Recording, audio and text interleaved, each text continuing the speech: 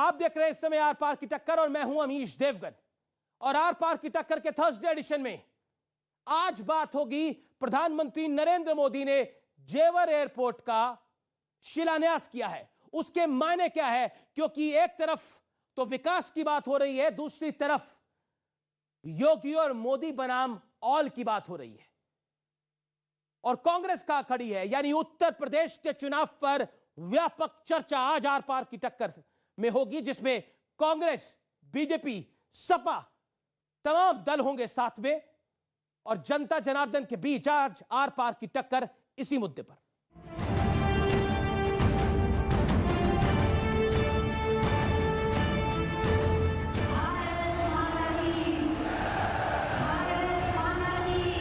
ये केवल जेवर एयरपोर्ट के शिलान्यास की तस्वीरें नहीं हैं, बल्कि पश्चिम उत्तर प्रदेश को साधने के लिए बीजेपी का एक और बड़ा कदम है। डबल इंजन की सरकार के प्रयासों से आज उत्तर प्रदेश देश के सबसे कनेक्टेड क्षेत्र में परिवर्तित हो रहा है। ये देश के अंदर एक नया द्वंद्व बना है कि ये देश गन्ने की मिठास को एक नई उड़ान देगा या जिन्ना के अनुयायियों से फिर दंगा करवाने की शरारत करवाएगा।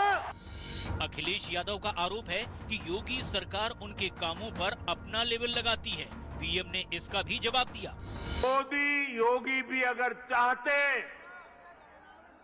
तो 2017 में सरकार बनते ही यहां आकर के भूमि पूजन कर देते, फोटो खिंचवा देते, अखबार में प्रेस नोट भी छप जाती, लेकिन हमने ऐसा नहीं किया क्योंकि इंफ्रास्ट्रक्चर हमारे लिए राजनीति का नहीं बल्कि राष्ट्र नीति का हिस्सा है।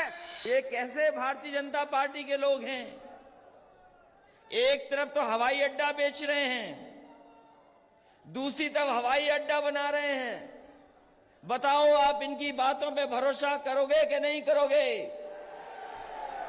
कौन भरोसा करेगा इन पर? किसान आंदोलन की वजह से पश्चिम यूपी बीजेपी के लिए चुनौती की तरह है। ऐसे में अखिलेश यादव और जयंत चौधरी का समीकरण बीजेपी की मुश्किलें बढ़ा सकता है। आम आदमी पार्टी भी समाजवादी पार्टी के संपर्क में है। क्या कुछ बड़ा होने जा रहा है उत्तर प्रदेश के अंदर? बड़ा से मेरा तात्पर्य है आम आदमी पार्टी और सपा साथ आने जा रही है। इस कुशासन को हटाना है, इस पर एक सैद्धांतिक सहमति हुई। जहां तक गठबंधन का प्रश्न है, सीटों का प्रश्न है, चुनाव साथ लड़ेंगे कि नहीं लड़ेंगे, इस संदर्भ में जब आगे कोई बातचीत होगी तो निश्चित रूप से अमीश जी आपको बताएंगे। वहीं अखिलेश के एक और सहयोगी ओम प्रकाश राजभर ने ओवैसी समेत तमाम छोटी पार्टियों से साथ आने की अपील की है। ओवैसी 5-10 सीटों पर लड़ने को तैयार हो तो आप उनको अकोमोडेट करने को तैयार? बिल्कुल, तो एकदम कट सकते हैं, हम तो सबसे कह रहे हैं। लेकिन अखिलेश जी या समाजवादी पार्टी का तो पीलर रही था कि हम ओवैसी के साथ काम नहीं करना चाहते हैं। कभी उन्होंने कहा हो तो बता दीजिए। इस बीच तीखे बयानों का दौर भी चल रहा है। अगर एनपीआर और एनआरसी का कानून बनाएंगे तो हम दोबारा रोड पे निकलेंगे, यहीं पर भी शाहीन बाग बनेगा इंशाअल्लाह। हर व्यक्ति जानता है कि ओवैसी समाजवादी पार्टी के एजेंट बन करके प्रदेश में भावनाओं को भड़काने का कार्य कर रहे हैं। यूपी में सियासी पारा चढ़ चुका है। अब देखना है कौन किस पर भारी पड़ता है। यूपी के चुनावी दंगल में सियासी पारा चढ़ चुका है। यहां यह भी समझना बेहद आवश्यक है, जरूरी है, कौन सा दल क्या दांव खेलने की तैयारी कर रहा है। अखिलेश यादव यानी समाजवादी पार्टी आरोप लगाते हैं कि भारतीय जनता पार्टी उनके कामों पर अपना लेबल चिपका रही है, यानी फीता काट रही है। अखिलेश यादव बीजेपी को रोकने के लिए राजभर और जयंत चौधरी का साथ ले चुके हैं, जबकि आम आदमी पार्टी के साथ उनकी आखिरी दौर की बातचीत चल रही है, ऐसा सूत्रों से जानकारी मिल रही है। इसी बीच ओम प्रकाश राजभर ने ओवैसी समेत तमाम छोटी पार्टियों को समाजवादी पार्टी के साथ आने की अपील कर दी है। वहीं भारतीय जनता पार्टी जोर शोर से विकास के कामों का लोकार्पण और शिलान्यास कर रही है और कह रही है कि विकासवाद की पहचान है मोदी और योगी। प्रधानमंत्री मोदी लगातार उत्तर प्रदेश के दौरे कर रहे हैं। इसके अलावा योगी आदित्यनाथ की एंटी माफिया छवि भी उनके लिए बड़ी फायदेमंद हो सकती है। भारतीय जनता पार्टी अखिलेश यादव को जिन्ना और कांग्रेस को हिंदुत्व के मुद्दे पर लगातार और निरंतर घेर रही है। बहुजन समाज पार्टी एक बार फिर अपनी सोशल इंजीनियरिंग के भरोसे है, जिसमें दलित मुसलमान अहम वोट बैंक है। यानी मायावती की नजर मुस्लिम, दलित और अगर ब्राह्मण साथ में आता है तो मायावती की गेम बदल सकती है। कांग्रेस हिंदुत्व और हिंदू धर्म के में अंतर बताकर एक खास वोट बैंक को साधने की लगातार कोशिश कर रही है। हालांकि प्रियंका वाड्रा का टेंपल रन यानी मंदिर मंदिर जाना कांग्रेस को लगता है उनके लिए फायदेमंद हो सकता है, लेकिन सलमान खुर्शीद का बयान, राशिद अल्वी का बयान नुकसानदायक हो सकता है। इसके अलावा कांग्रेस महिलाओं को भी रिझाने की लगातार कोशिश में है। यानी जो प्रियंका गांधी वाड्रा का एक प्लान है वो है 40% महिलाओं को वो टिकट देने जा रही हैं। उसका कितना इंपैक्ट पड़ेगा ये देखने वाली बात हो गई। दूसरी तरफ AIMM यानी ओवैसी साहब की पार्टी का एजेंडा साफ है। सेकुलरिज्म का ढोल पीटने वाले ओवैसी सिर्फ और सिर्फ मुसलमानों की बात कर रहे हैं। उन्होंने कहा है कि सरकार बनने पर वो मुस्लिम CM बनाएंगे और डिप्टी CM भी टर्न वाइज बनेंगे। उनका प्लान बड़ा इंटरेस्टिंग है। क्या वाकई यूपी का चुनाव 2024 से पहले बहुत ज्यादा महत्वपूर्ण है? आज उसी की हम चर्चा करेंगे, क्योंकि यह आरंभ वाकई बड़ा प्रचंड है। क्योंकि एक तरफ प्रधानमंत्री मोदी है और योगी आदित्यनाथ है, और दूसरी तरफ अखिलेश यादव, प्रियंका वाड्रा, मायावती, ओवैसी होंगे। यानी ये जो उत्तर प्रदेश की लड़ाई है ये महासंग्राम से कम नहीं है। मेरे साथ आज 4 पॉलिटिकल पार्टीज के 4 बड़े नुमाइंदे हैं। मेरे साथ एनडीए की तरफ से यानी बीजेपी की तरफ से सुधांशु त्रिवेदी हैं, जो भारतीय जनता पार्टी के राज्यसभा सांसद हैं और साथ ही साथ प्रवक्ता हैं और उत्तर प्रदेश से आते हैं। मेरे साथ डॉक्टर अजय आलोक है, जेडीयू के प्रवक्ता है, नेता है, एनडीए के घटक दल है। मेरे साथ इस चर्चा में आचार्य प्रमोद कृष्णम है, जो खुद उत्तर प्रदेश से आते हैं, प्रियंका गांधी के एडवाइजर हैं, उनका भी अभिनंदन है। मेरे साथ राजकुमार भाटी है, समाजवादी पार्टी के कद्दावर नेता है और साथ ही साथ प्रवक्ता भी हैं, आपका भी अभिनंदन है। और मेरे साथ यहाँ पर जनता जनार्दन है, आपका भी अभिनंदन है। तो जोरदार तालियों के साथ जनता में आपका स्वागत करता हूं और अपने तमाम मेहमानों का स्वागत करता हूं। मैं इस चर्चा की शुरुआत करता हूं। शुरुआती 60 सेकंड मैं आप सबको दूंगा, एक एक करके आप अपनी बात को रखिए। राजकुमार भाटी, उत्तर प्रदेश का चुनाव समाजवादी पार्टी के लिए इसलिए अहम है क्योंकि 2014 में जब लोकसभा का चुनाव हुआ तब समाजवादी पार्टी का वहां पे पटाक्षेप हुआ। उसके बाद जब 2017 का चुनाव हुआ तो परिवार में कलह थी। 2019 का चुनाव हुआ तो आपने सारी सीमाएं लांघ कर बहन जी के सखे घर जाके समझौता करा, लेकिन उसका लाभ भी आपको नहीं मिला। और 2022 अगर में आप वापस सत्ता में नहीं आए तो पार्टी संभालना मुश्किल हो जाएगा। 60 सेकंड। देखिए, आपने सवाल किया कि उत्तर प्रदेश की जनता किसके साथ, इसको नापने के बहुत पैमाने हैं। अभी माननीय प्रधानमंत्री नरेंद्र मोदी जी उत्तर प्रदेश में 2 रैलियां करके आए। 2 रैलियों में जो प्रशासन की मशीनरी है, स्कूलों के टीचर हैं, ब्लॉक के कर्मचारी हैं, तहसील के कर्मचारी हैं, यहाँ तक कि जो राशन डीलर हैं, सरकारी आदेश डीएम ने बैठ बैठ के मीटिंग ली, सबको बसें दी गई हैं, सबको जिम्मेदारी दी जाती है कि माननीय प्रधानमंत्री की रैली में भीड़ जुटानी है। और तमाम संसाधन झोंकने के बाद भी आधी सीटें खाली रह जाती हैं। और अखिलेश यादव एक रात के समय बिना किसी कार्यक्रम के रोड शो पर निकलते हैं, पूर्वांचल के रोड शो पर, तो 20 लाख लोग पूरी रात खड़े रहते हैं सड़क पर उनके स्वागत के लिए, जगह जगह उनके स्वागत होते हैं। तो ये पैमाना साफ है कि जनता किसके साथ है। जनता अखिलेश यादव के साथ है। भारतीय जनता पार्टी की नीतियों से, कार्यक्रमों से और झूठ और नफरत से जनता परेशान हो चुकी है। जनता समाजवादी पार्टी को लाना चाहती है। 60 सेकंड आपकी कंप्लीट हुए। अब मैं रुक करता हूं डॉक्टर अजय आलोक का। डॉक्टर अजय आलोक, सवाल बहुत सीधा है, बहुत सीधा है। डॉक्टर अजय आलोक, उत्तर प्रदेश का चुनाव 2024 के चुनाव के लिए अहम है, इसीलिए यहां पर महागठबंधन की तैयारी हो रही है दोबारा से। देखिए, आप बार बार बिहार के चुनाव में भी महागठबंधन कहते थे, ये महाठग बंधन है। गठबंधन तो है ही नहीं, ये आपस में लालची लोग का जोड़ा है। ये प्रयोग उत्तर प्रदेश में कोई पहली बार नहीं हो रहा है। 17 में 2 भाई मिले थे, 19 में बुआ भतीजा मिल गए। अब क्या भाई बुआ भतीजा सारे मिल जाएंगे, उससे क्या फर्क पड़ता है। एनडीए के घटक दल के नाते इस बार जेडीयू भी उत्तर प्रदेश चुनाव लड़ने जा रही है। हमारी कोशिश है कि हम बीजेपी के साथ लड़ें, बात चल रही है, उम्मीद है कि हमारा समझौता होगा। और मजबूती के साथ योगी जी के नेतृत्व में बीजेपी लेड एनडीए सरकार ही बनेगी, इसमें कहीं दो मत नहीं है। और ये सब जो प्रयोग होते हैं चुनाव के समय क्यों होते हैं? अभी आपने कहा आम आदमी पार्टी से ही बात चल रही है।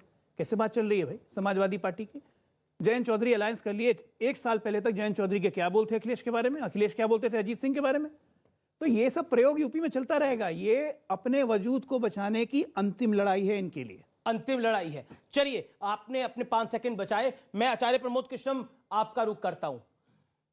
आप उत्तर प्रदेश के चुनाव में है कहां पर? क्योंकि प्रियंका जी की वाणी को अगर हम सुने तो वो कहते हैं कि ना सपा ना बसपा, अगला मतलब असली विपक्ष तो हम हैं, लेकिन आपकी हैसियत को कोई मानने को तैयार नहीं। आप कह रहे हैं कि हम हीरो हैं, लेकिन आपको कोई साइड हीरो मानने को भी तैयार नहीं हो रहा। बताइए। देखिए, पहली बात तो यह है, जब इलेक्शन होता है उससे पहले सारी पॉलिटिकल पार्टी, सारे पॉलिटिशियंस ये दावा करते हैं कि हमारी सरकार बनेगी। जनतंत्र में ये हक भी है। समाजवादी पार्टी कह रही है कि हम आ रहे हैं, बीजेपी कह रही है हम दोबारा से आ रहे हैं, और बहुजन समाज पार्टी भी कह रही है, यहाँ तक कि आम आदमी पार्टी भी कह रही है, और ओवैसी भी कह रहे हैं कि हम ही विधानसभा पे झंडा फहराएंगे। ये सबको कहने का हक है, लेकिन सच बात यह है, कांग्रेस पार्टी प्रियंका गांधी के नेतृत्व में सिद्धांतों की राजनीति कर रही है। सत्ता की राजनीति करना हम लोगों ने अब छोड़ दिया है। हम अपने सिद्धांतों पे कायम रहेंगे। हम एक बार सरकार में ना आए, 2 बार ना आए, 3 बार ना आए, लेकिन हम अपने सिद्धांतों से इधर उधर जाने वाले नहीं हैं। एक बात मैं जरूर कहूंगा, डॉक्टर अजय आलोक जी ने कहा ये महाठगबंधन है, तो ये महाठगबंधन आपने लालू जी के साथ चुनाव जब मिलकर लड़ा था, तो शायद ये महाठगबंधन के हिस्सा आप भी रहे। लेकिन आपने एक बड़ा खुलासा करा, व्यूअर्स आप इस बात को जरूर नोट करिएगा। आपने बोला कि कांग्रेस सिद्धांतों की लड़ाई लड़ रही है, सत्ता की लड़ाई नहीं लड़ रही। यानी कांग्रेस अब जीतने के लिए चुनाव नहीं लड़ेगी, सिद्धांतों के लिए लड़ेगी चुनाव। इसका जवाब मैं आगे दूंगा। आगे आप दीजिएगा। सुधांशु त्रिवेदी, ये तो सिद्धांतों की लड़ाई लड़ रहे हैं, आप तो सत्ता की लड़ाई लड़ रहे हैं ना? नहीं, सिद्धांत उनका स्थापित है, परिवार को बचाना, उस सिद्धांत की लड़ाई लड़ रहे हैं। मैं कह रहा हूं उत्तर प्रदेश में लोग अलग अलग नजरिए से चुनाव लड़ रहे हैं। समाजवादी पार्टी की जमीन चली गई है, उन्हें जमीन दोबारा पानी है। बहुजन समाज पार्टी को खिसकती हुई जमीन बचानी है। कांग्रेस को उपस्थिति दर्ज करानी है, और ओवैसी जैसे लोगों को जगह जगह आग लगानी है। सरकार सिर्फ भारतीय जनता पार्टी ने बनानी है। तो सिर्फ हम सरकार बनाने के लिए चुनाव मैदान में हैं, बाकी सब अलग अलग कारणों से चुनाव मैदान में हैं। इसीलिए आप देख रहे हैं कि एक हिंदी में कहावत होती है ना, विपक्ष में अलग अलग लोग। ऐसी ऐसी पार्टियां भी हैं ना जिन्होंने कहा था हम 5 मुख्यमंत्री और 20 उप मुख्यमंत्री देंगे, यानी 25, यानी पूरी बेताल 25 ही बना दी थी। इसलिए मैं कहना चाहता हूं विपक्ष की हालत क्या है। हिंदी की कहावत है, बहुते जोगी मठ उजाड़, और हमारी स्थिति क्या है, एक जोगी धुआंधार। जी, आपके 5 सेकंड बचे हुए थे, लेकिन फिर भी आपने अपनी बात एक लाइन और कह दूं अगर अनुमति हो। भाटी साहब ने एक बात बोली कि अखिलेश जी पूर्वांचल में निकले तो 20-20 लाख लोग खड़े थे। जनाब, मैं कहूंगा गूगल में सर्च कर लीजिए, 20 लाख पूर्वांचल में किसी शहर की पॉपुलेशन नहीं है। यानी पूरा शहर हो जाए खाली, तब भी नहीं बजेगी आपकी बात पे ताली। जी, ये राजकुमार भाटी उत्तेजना में ज्यादा बोल गए, 20 लाख 2 लाख होंगे। सुधांशु जी असल में समझना नहीं चाहते, वैसे विद्वान व्यक्ति हैं, बहुत शिक्षित व्यक्ति हैं, जानबूझ कर गुमराह कर रहे हैं।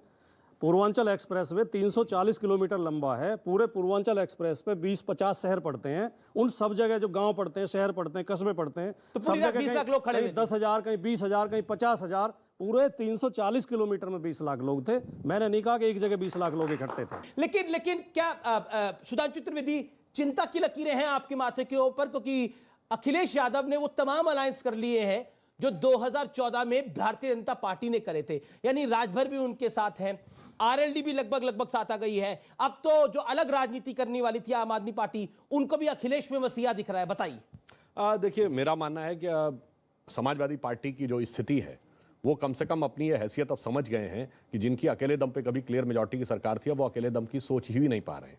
और वैसे उनके परिवार में क्या है वो एक अलग विषय है, मगर हम बहुत स्पष्ट हैं। उत्तर प्रदेश का चुनाव इस बात के ऊपर होगा कि एक तरफ खड़ी होंगी वो शक्तियां जो भ्रष्टाचार, अपराधीकरण, घनघोर सांप्रदायिक तुष्टीकरण की प्रतीक हैं, परिवारवाद और जातिवाद की प्रतीक है, और दूसरी तरफ भारतीय जनता पार्टी पारदर्शी, स्वच्छ प्रशासन और राष्ट्रवाद की प्रतीक। योगी आदित्यनाथ ने बोला, राजकुमार भाटी, कि कुछ लोग अक्ल से पैदल हैं। उनका इशारा समाजवादी पार्टी पर था या बसपा पे था?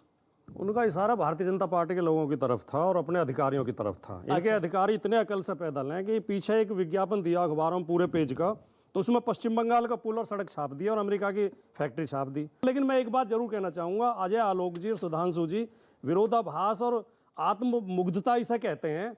इन दोनों की पार्टी कभी भी बिना गठबंधन के सरकार नहीं बना सकी आज तक इतिहास में। और ये गठबंधन को ठगबंधन बताते हैं। इनका गठबंधन तो गठबंधन और हमारा गठबंधन ठगबंधन।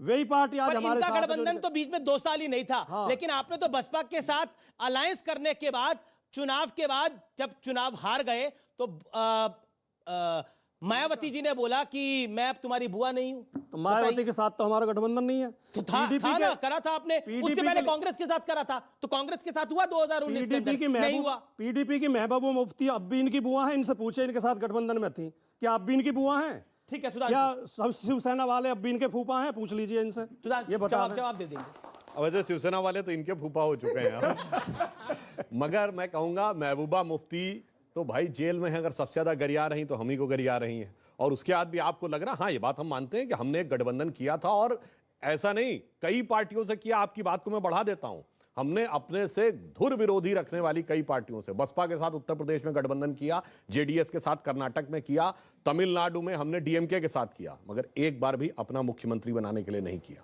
हमने देश के साथ मुख्य धारा में लाने का प्रयास किया, प्रयास विफल रहा। 2019 के चुनाव में प्रधानमंत्री जी बोल चुके हैं कि वो हमारी महामिलावट थी। मगर यह भी याद दिलाना चाहता हूं, महबूबा मुफ्ती के साथ सरकार रहते हुए ऑपरेशन ऑल आउट चला। महबूबा मुफ्ती के साथ सरकार रहते हुए हुर्रियत नेताओं से ना हमने बात की, ना उनको पाकिस्तान से बात करने दी। हुर्रियत नेताओं के खिलाफ एनआईए और ईडी के मुकदमे दर्ज हुए। महबूबा मुफ्ती के साथ सरकार रहते हुए एक बयान महबूबा मुफ्ती का दिखा दीजिए जो हमारे साथ सरकार रहते हुए उन्होंने बोला हो। मसर्रत आलम जेल से बाहर आ गया पुरानी सरकार के आधार पर, 24 घंटे में अंदर चला गया। और जब वो उनकी सरकार हटी उसके बाद से तो आप देख ही रहे हैं, बदले बदले मेरे सरकार नजर आते हैं। मतलब आपने खुद माना कि हमने सभी पार्टियों से गठबंधन किए, जिनसे विचार नहीं मिल रहे थे उनसे भी किए। आप करें तो रासलीला और हम करें तो करेक्टर ढीला। वही गठबंधन हम करें तो एक गलत हो गया, आपत्ति हो गई।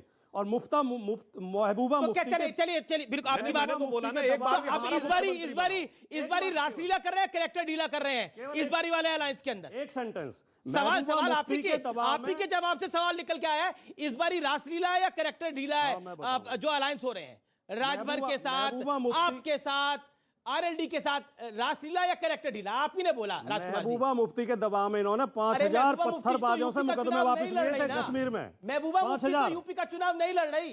देखिए, हम समान विचारधारा, इस बारी रासलीला या कैरेक्टर ढीला? समान विचारधारा, समान कार्यक्रम के आधार पर जो संविधान में धर्मनिरपेक्षता में विश्वास करती हैं, उन पार्टी के साथ मिलकर चुनाव लड़ेंगे जी, और मुद्दों के आधार पर चुनाव लड़ेंगे। तो मतलब जिन्ना की बात करना धर्मनिरपेक्षता हो गई है। जिन्ना इनके अजीज नहीं, तो बात तो अखिलेश यादव ने करी जिन्ना की। को फूल अडवाणी जी चढ़ा के आए थे जिन्ना की बाजार पे। इस चुनाव में तो अखिलेश यादव ने बात करी, अखिलेश जी ने कोई प्रशंसा नहीं की। ओके, अजय आलोक। मैं आचार्य जी और भाटी साहब दोनों की बात का जवाब देना चाहता हूं। इन्होंने कहा कि हम भी उस महागठबंधन के कभी हिस्सा थे।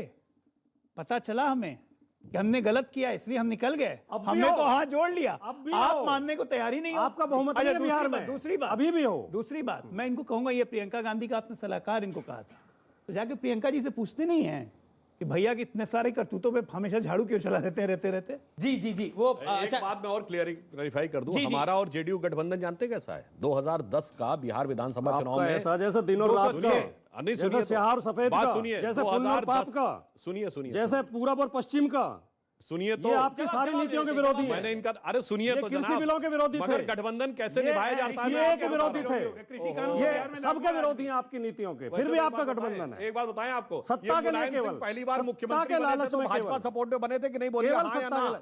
कहवा तो सीए के विरोध 1989 में मुलायम सिंह यादव भारतीय जनता पार्टी के सपोर्ट पर मुख्यमंत्री बने थे। 180 सीटें उनकी थी, 56 हमारी थी। अयोध्या मुद्दे पे हमने समर्थन वापस लिया, तब ये आ गए कार सेवकों के हत्यारों को बचाने के लिए, इसलिए आप बचे थे। खैर, मैं जो बताना चाह रहा था, देखिए कह रहे हैं कि धर्मनिरपेक्ष पार्टी जो आएगी वो साथ हो जाएगी। बताइए, आपको फिर एक बार कम्युनल एजेंडा पे लेके आ रहे हैं? हम लेके आ रहे हैं।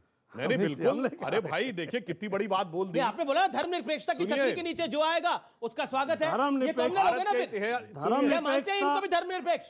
इन्हें धर्मनिरपेक्ष मानते हैं, हाँ या ना? धर्मनिरपेक्षता इस देश का सिद्धांत है, संविधान का आधार है।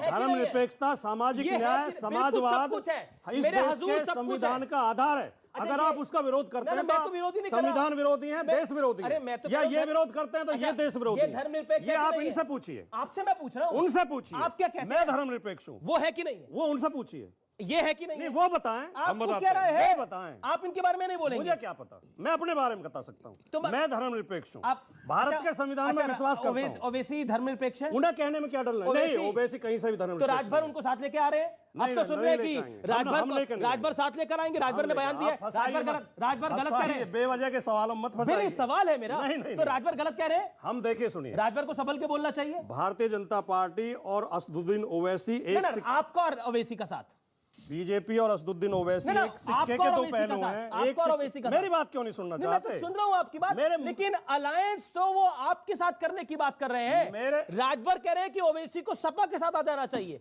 या राजभर गलत कह रहे हैं? मेरे मुंह में आप अपने शब्द क्यों ठूस रहे हैं? हम किसी भी और वो कह रहे, उन्होंने ये भी कहा कि अखिलेश यादव ने कभी एमआईएम के लिए मना नहीं करा। ये क्या है बताइए ना। हम किसी भी सांप्रदायिक पार्टी के साथ कभी गठबंधन नहीं करेंगे जो भारत के संविधान में विश्वास नहीं करता। ओवैसी सांप्रदायिक है। ओवैसी घोषणा करें कि वो धर्मनिरपेक्ष है, भारत के संविधान में विश्वास करते हैं, वो तो कहते हैं। और इनसे भी घोषणा करवाइए। आप पहले उनसे पूछिए कि धर्मनिरपेक्ष है या नहीं। पूछे, आप पूछें इनसे। देखिए अब मैं जवाब देता हूं। जी। इन्होंने कहा, मैं जिम्मेदारी से कह रहा हूं, भारत धर्मनिरपेक्ष देश नहीं है। भारत की संसद के, हाँ मैं जवाब दे रहा हूं, भारत की संसद के लोकसभा के स्पीकर की सीट के पीछे लिखा है धर्म चक्र प्रवर्तनाय। भारत के सर्वोच्च न्यायालय के एम्बलम में लिखा यतो धर्मस ततो जया। भारत पंथ निरपेक्ष है, धर्म प्राण देश है।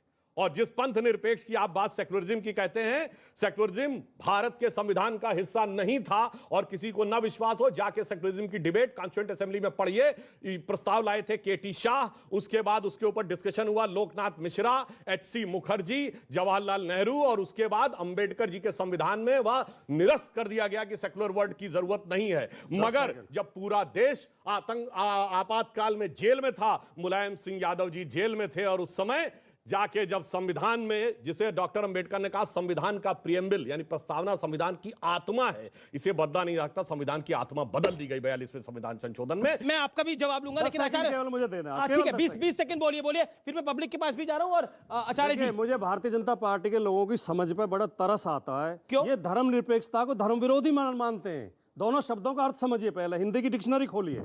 धर्मनिरपेक्ष होना धर्म विरोधी होना नहीं है। धर्म का असली धार्मिक व्यक्ति वही होता है जो धर्मनिरपेक्ष हो सकता है। संविधान ओरिजिनल अंग्रेजी में लिखा गया और उसका ऑफिशियल ट्रांसलेशन सिर्फ एक ही भाषा में हुआ, हिंदी में। और जाके चेक कर लीजिए, सेक्युलरिज्म का अनुवाद पंथ निरपेक्षता लिखा है, धर्मनिरपेक्षता नहीं लिखा है जी। लेकिन क्योंकि धर्मनिरपेक्षता को लेकर इतनी बहस हो गई है और इतनी चर्चाएं हो रही है, समाजवादी पार्टी के सांसद है शफीकुर रहमान बर्क, समाजवादी पार्टी के सांसद है एसटी हसन, क्या ये लोग धर्मनिरपेक्ष हैं जिस तरह के ये बात करते हैं?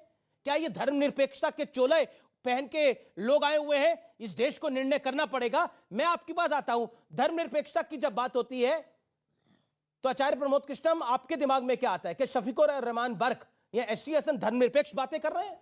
तो आपने कहा कि शफीकुर रहमान बर्क, एसटी हसन धर्मनिरपेक्ष हैं या नहीं है। मैं अमीश देवगन जी, क्या उनके बयान धर्मनिरपेक्ष है? आपने सवाल किया, मेरा जवाब सुनिए। कोई भी वो व्यक्ति जो अपने धर्म का पालन करते हुए दूसरे धर्म का आदर करता है, सम्मान करता है और दूसरों की आस्था का सम्मान करता है, वो धर्मनिरपेक्ष है। अगर कोई व्यक्ति अपने धर्म को सबसे बड़ा मानता है और दूसरे के धर्म को क्रिटिसाइज करता है, छोटा मानता है, वो धर्मनिरपेक्ष नहीं है। किसी भी एक धर्म का अंधा होकर के सपोर्ट करना और दूसरे धर्म का विरोध करना, ये धर्मनिरपेक्षता नहीं है। चाहे वो सेक्युलरिज्म का बाना ओढ़े हो, चाहे वो कांग्रेस तो सेक्युलरिज्म की किसी पार्टी का नेता हो। सुनिए, कांग्रेस तो आप इनकी छतरी में क्यों नहीं है? कांग्रेस इनकी छतरी के नीचे सुनिए, अभी सुधांशु जी ने सरेआम ये घोषणा की है, ये बहुत बड़ी बात कही है इन्होंने कहा कि सबसे पहले मुलायम सिंह यादव को हमने मुख्यमंत्री बनाया। अरे भाई, उस मुलायम सिंह यादव को जिसे तुम मुल्ला मुलायम सिंह कहते हो, वो मुलायम सिंह यादव जिन्होंने कार सेवकों पर गोली चलवाई, तो इसका मतलब कार सेवकों पे गोली चलवाने वाले आदमी को मुख्यमंत्री और ताकत देने का काम और ये पाप आपने किया। इसका प्रायश्चित आपको करना पड़ेगा। ये आज आपने उद्घोष किया सबके सामने और ये स्वीकार किया है। आपने कहा कि उन्होंने गोली चलाई, ये सारी दुनिया के सामने। आपने कहा हमने मुख्यमंत्री बनाया, फिर आप किस मुंह से कहते हैं कि साहब मुलायम सिंह जो है वो हिंदू धर्म के विरोधी हैं, सॉरी वो मुलायम सिंह जो है वो मुल्ला मुलायम सिंह है। तो एक तरफ कह रहे हो मुल्ला मुलायम सिंह, एक तरफ कह रहे हो हमने मुख्यमंत्री बनाया, दो में से एक रास्ता तो चुनिएगा। देखिए मैं बताता हूं कब हमने मुख्यमंत्री बनाया। 4 दिसंबर 1989 और उन्होंने अडवाणी जी की रथ यात्रा कब रोकी? जाके चेक करिएगा, 24 अक्टूबर 1990 समर्थन वापस, गोली चलवाई 30 अक्टूबर 1990 से ज्यादा 2 नवंबर 1990, और हमने समर्थन मुलायम सिंह यादव ने चलाई। बचाया किसने? आपने बचाया। अगर वो मुख्यमंत्री नहीं बनते, हमने को विड्रॉ कर दिया, वो आपत्ति आ गए। कार सेवकों की हत्या नहीं होती। जनाब आपकी अगर वो सरकार मुख्यमंत्री अरे नहीं बनते, सुनिए जनाब, अगर वो मुख्यमंत्री हट गए, गिर गए थे, आपने बचाया समर्थन देके, आपने बचाया समर्थन देके। क्या बात कर रहे हैं? गुनाहगार हद होती है, आप गुनाहगार हैं। हद होती है झूठ बोलने की। ये क्या बात कर रहा है आपको? हिपोक्रेसी का उदाहरण है। अगर वो मुख्यमंत्री आपके समर्थन से नहीं बनते तो कार अब हिपोक्रेसी का भी उदाहरण बताता हूं। सुनिए हिपोक्रेसी क्या होती है, सुनिए। अच्छा ये बताइए, आप इस गुनाह से अरे सुनिए, गुनाह की बात करता नहीं बच हूं। सकते। अब सुनिए, 89 का चुनाव प्रचार शुरुआत कांग्रेस ने कहा थी, कांग्रेस के नेता बताइए, बोलिए, जवाब दीजिए, आप बोलिए, जवाब दीजिए, शब्द नहीं फैक्ट, कोई शब्द नहीं, फैक्ट आपने कहा मुलायम सिंह यादव को पहली बार मुख्यमंत्री आपने बनाया। अगर आप मुख्यमंत्री उन्हें नहीं बनाते तो कार सेवकों पर गोली चलाने के लायक उन्हें ताकत नहीं मिलती। जवाब सुन लेते उस गुनाह में आप शामिल हैं। सुधांशु जी जनाब, हमने समर्थन वापस ले लिया था, आपने समर्थन दिया तो वो गोली चला पाए। चलिए अब सुनिए, अब एक बार सुनिए हिपोक्रेसी बताता हूं। जी जी जी। एक ही चुनाव है भारत के इतिहास में जो राम के नाम पर चुनाव अभियान शुरू किया गया। 1989 नवंबर, राजीव गांधी ने अयोध्या से राम राज्य का नारा लेके किया, और 12 महीने बाद नवंबर 1990 कार सेवकों के हत्यारे मुलायम सिंह को समर्थन देकर सरकार बचाई। This is hypocrisy. राम के नाम पे चुनाव और फिर हत्यारों को समर्थन देकर सरकार 1989 से मैं 2021 में आ जाता हूं, क्योंकि चुनाव अब है, इसलिए विषयांतर होगा।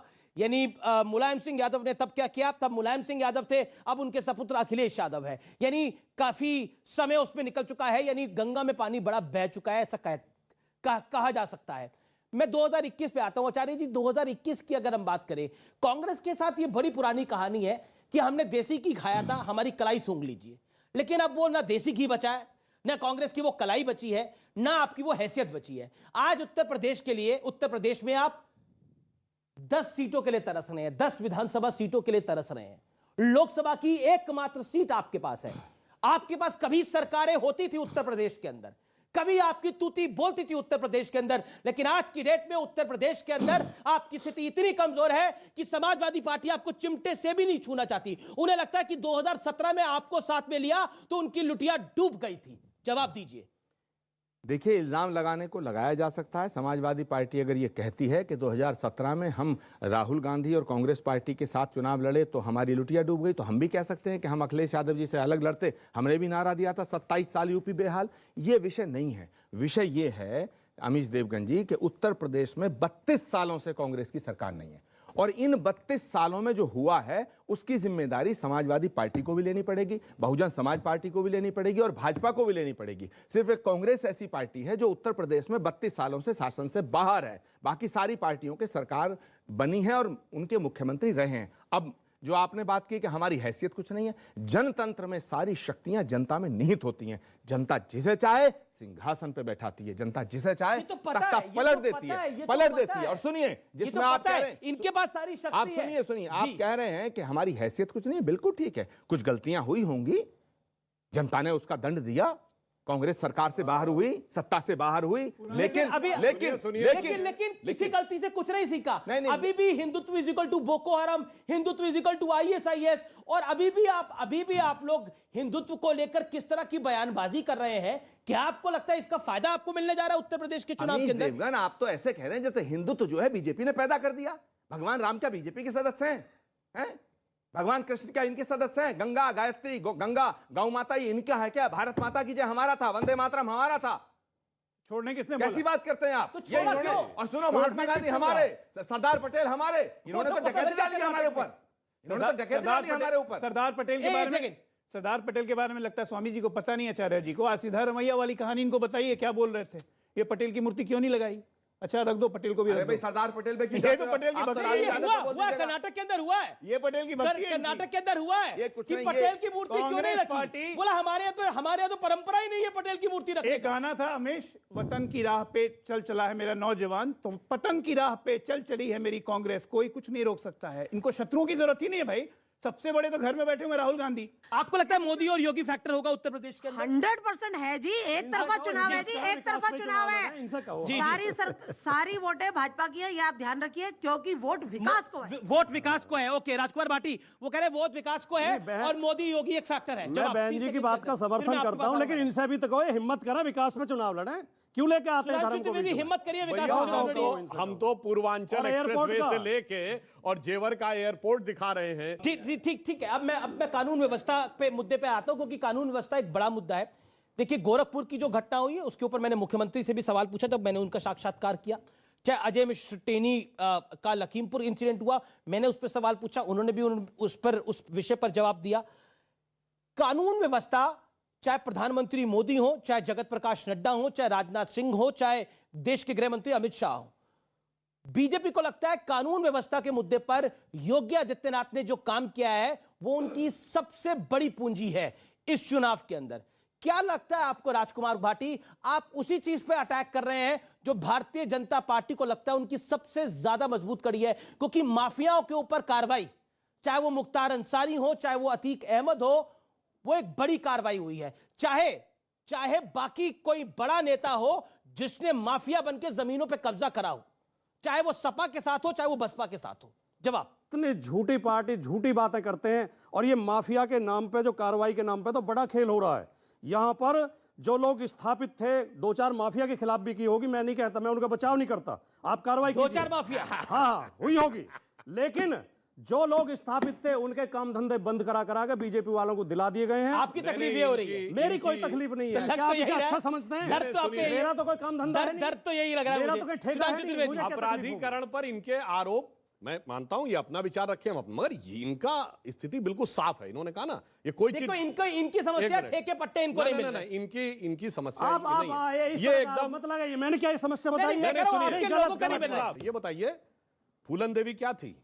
ऑफिशियली डकैत थी कि नहीं? फूलन देवी एक पीड़ित महिला थी, व्यवस्था की जिसके ऊपर 20-20 लोगों को खड़ा करके गोली मारने का आरोप, उसके साथ और उस पे सारे केस विड्रॉ करके सांसद बनाया।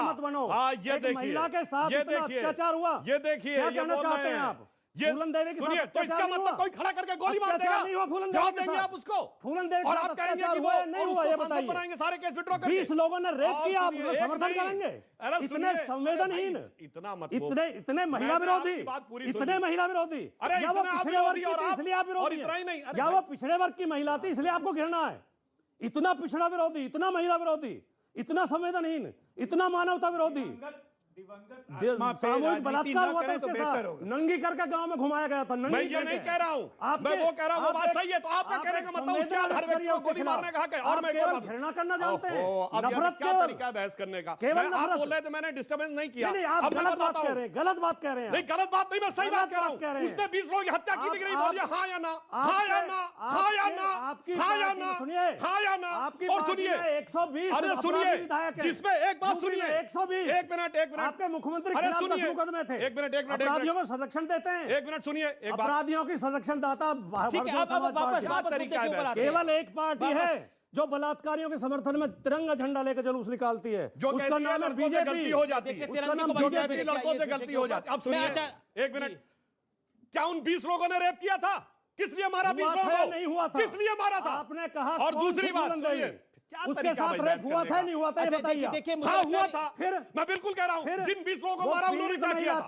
जिन 20 लोगों ने मारा उन्होंने क्या किया था? और दूसरी बात का समर्थन किया। भाई क्या तरीका है बहस करने का? हमने सब बाटी जी आप कर रहे हैं, मैं जवाब दे रहा हूं। बाटी जी, आपका टर्न है, अब आपकी टर्न है तो बोलिए ना। बाटी जी, आपकी टर्न है तो बोलिए ना। आप ओके, पिछड़ी वर्ग की महिला की बात करते हैं, तो जिस समुदाय की फूलन देवी थी, उसी समुदाय के हमारे यहाँ है साध्वी निरंजन ज्योति, जो पहली महिला महामंडलेश्वर है हिंदू धर्म की।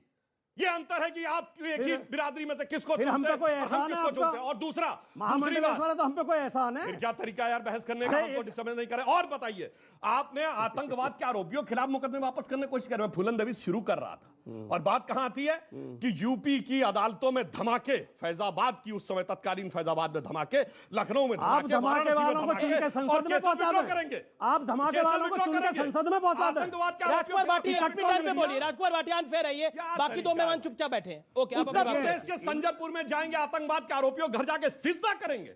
और उसके बाद उनके केसेस विड्रॉ करेंगे और उसके बाद अपराधीकरण पे आके भाषण देंगे यहां पे। इसलिए प्रदेश की जनता ने फितरत देखी है। और दूसरा बताता हूं, इनकी पार्टी, भारत के इतिहास में पहला प्लेन हाईजैक कब हुआ?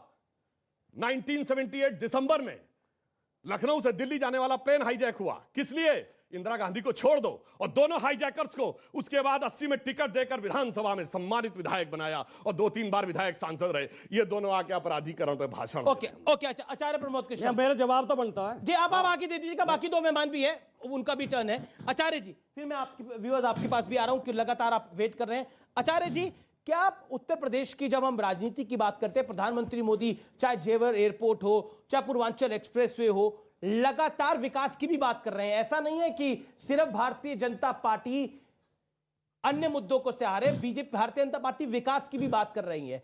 लेकिन कांग्रेस कहती है कि हम 40% महिलाओं को टिकट दे देंगे, कैबिनेट में उनको जगह देंगे। लेकिन राजस्थान में भी मंत्रिमंडल फेरबदल हुआ, आपने वहां तो 15% को जगह दी।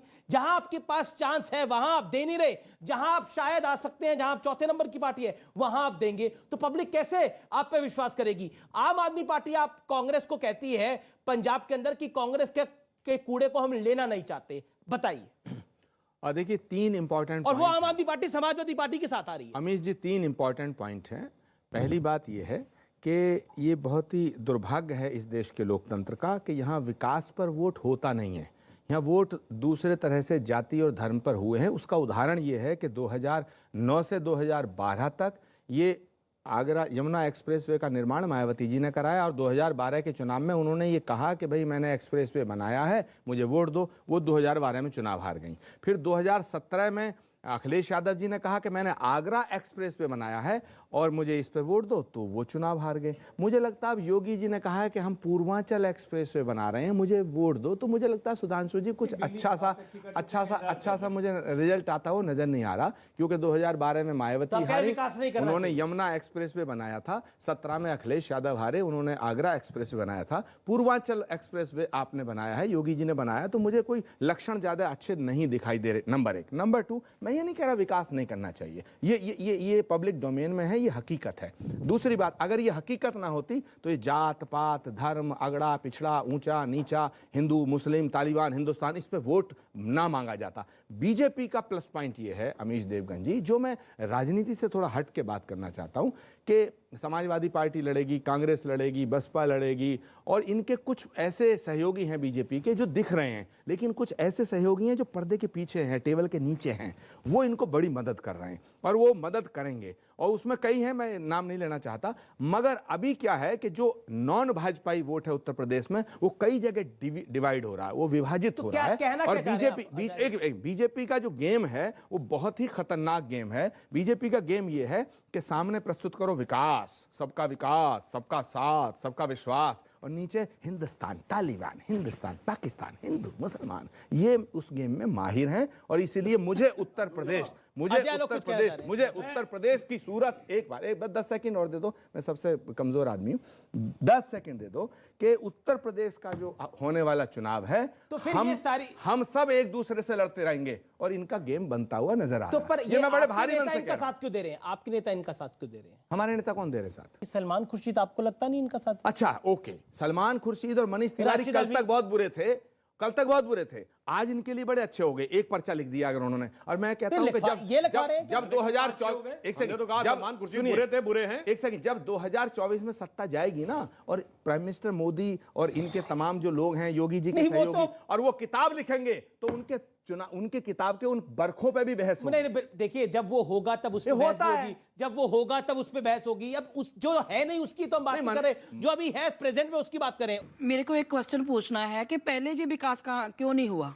अभी जो 5 सालों में सारा विकास दिखा है और आपके सामने अब प्रूफ है, आप सबने देखा है कि कैसे रोड्स बन चुकी हैं, हर जगह डेवलपमेंट हो चुकी है। तो पहले जो विकास क्यों नहीं हुआ? समाजवादी पार्टी के दौरान, कांग्रेस पार्टी के दौरान, अब जो विकास जो सामने आया उसको मुद्दा बनाया जा रहा है, लेकिन आपको दिख रहा है कि विकास हो रहा है। तो आप बताइए पहले क्यों नहीं? विकास तो सिर्फ ऊपर की लिपाप होती है, पीछे तो बाकी। तो पहले बताइए ना, अभी यही बात का जवाब मांग रही हूँ ना, विकास क्यों हो रहा है अभी आपको दिख रहा है, तो आप बताइए पहले क्यों नहीं हुआ? इनकी बात का बड़ी शालीनता से इन्होंने सवाल किया, मैं जवाब देता हूँ। इस देश में सारे डैम बने, पंडित नेहरू से लेकर डॉक्टर मनमोहन सिंह तक, रेलवे की लाइन बिछी, हवाई जहाज उड़े, परमाणु बम बना, यूपी की बात, एक मिनट, IIM बना, IIT बने, all India institute medical institute बने, यूनिवर्सिटी बने, ये सब पहले ही बने। ये 2014 से सब पहले थे। हमारे देश में तमाम हवाई जहाज़ों का जो जखीरा था वो पहले था।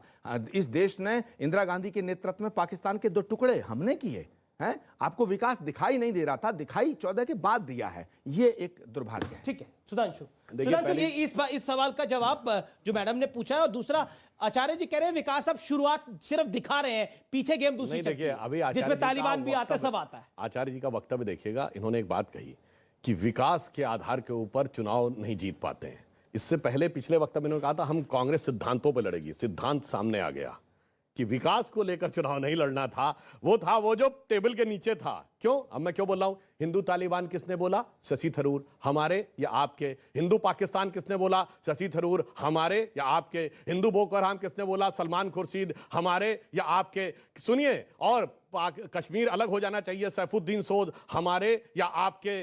किसने कहा जाके मोदी को हराओ पाकिस्तान में? मणिशंकर अय्यर। हमारे या आपके?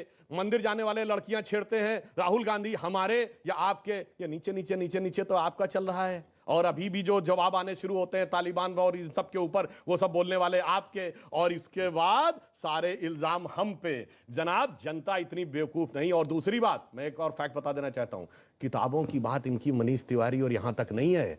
मैं तो कहना चाहता हूं किताबों में जाएंगे तो पीओ मथाई किताब पढ़ेंगे, दिमाग घूम जाएगा। और तो और मैं आप लोगों को कहता हूं, एक किताब में जाके चेक करिएगा, वीर दुर्गादास की किताब है, India from Curzon to Nehru and thereafter, जिसमें उन्होंने गांधी को कोट करके लिखा है कि आपने सरदार पटेल की जगह क्यों नेहरू जी को बनाया। तो गांधी जी ने हंसते हुए कहा है, बकौल Durgadas, he is the last English man of India.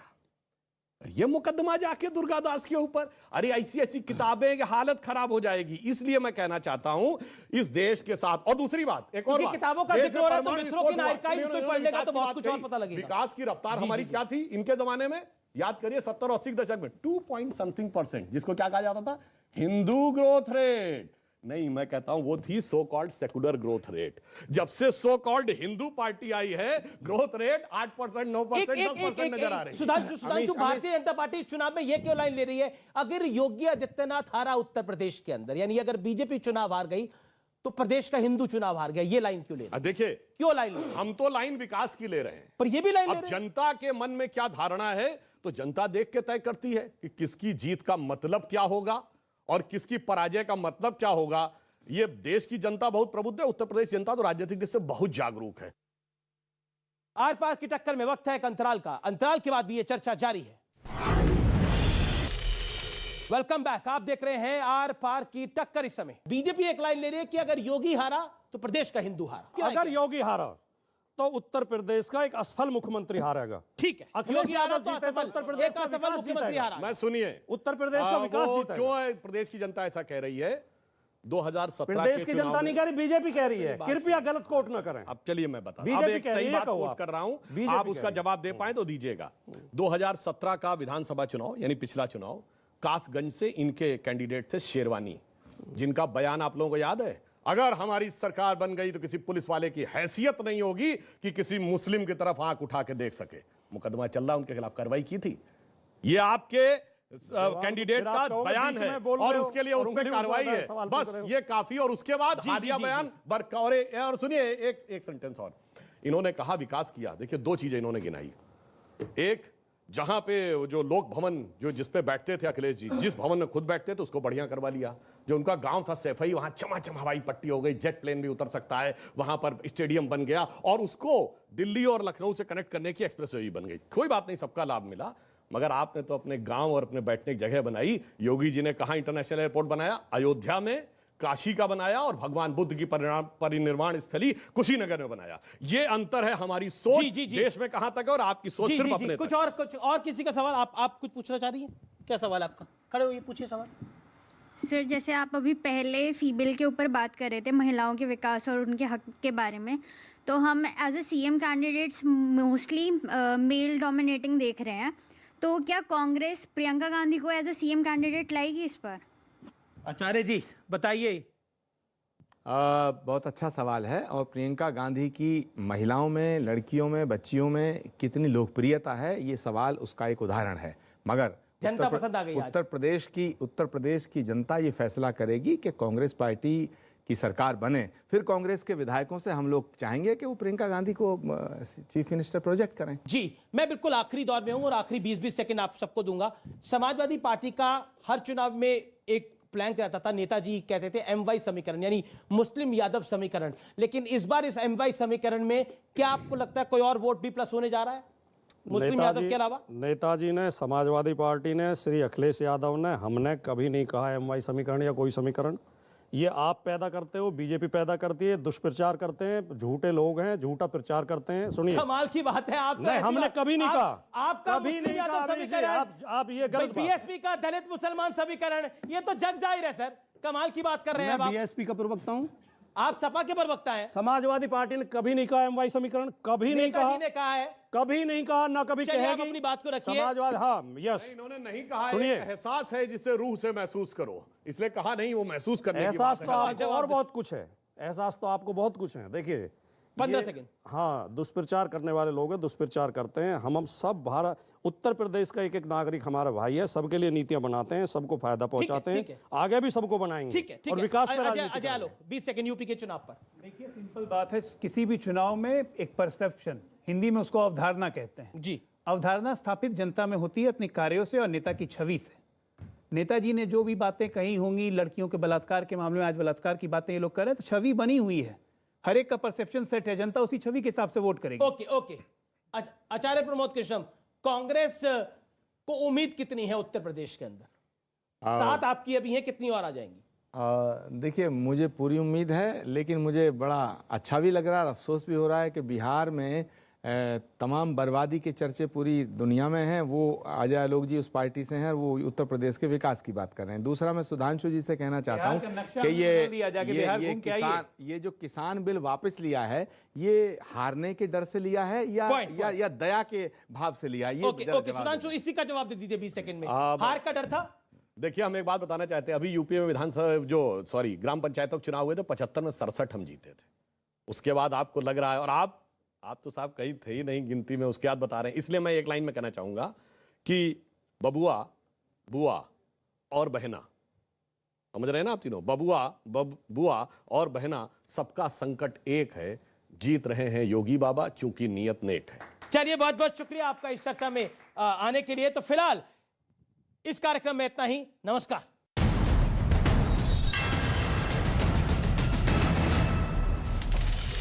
Sorry, garlic अदरक।